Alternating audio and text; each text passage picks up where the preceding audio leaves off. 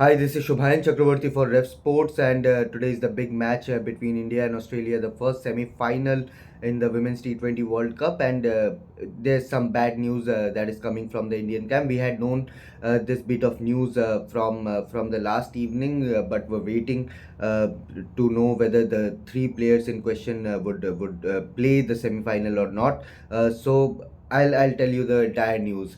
So three players they visited a hospital in Cape Town last evening.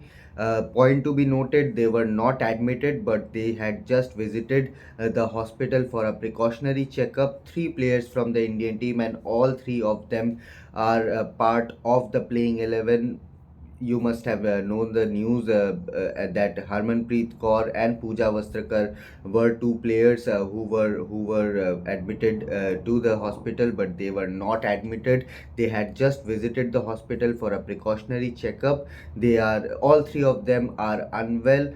And it is not serious. The status of their fitness, they are not serious, but yes, two of them are unlikely to take part in today's big match against Australia, the first semi-final. But yes, Harmanpreet Kaur, being the captain of the Indian team, she is likely to play in today's game against Australia. If she doesn't play, then of course Smriti Mandana, being the vice captain, will lead the Indian team. But at the moment, three players were unwell. They visited the hospital but were not admitted there. They were there for an hour or so, and they were released just after the checkups were done.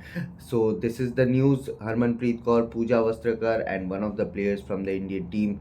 I'm not naming her right now because the player concerned, she doesn't want to be named. But yes, three of them they visited the hospital and are subject to the last hour assessment before the big game against India and Australia. But the news coming from the Indian camp is that the captain Harmanpreet Kaur, she is likely to take part in today's India versus Australia game, and all eyes will be on the Indian captain if she takes the field for this big semi-final against Australia. Stay tuned to RevSportz for more.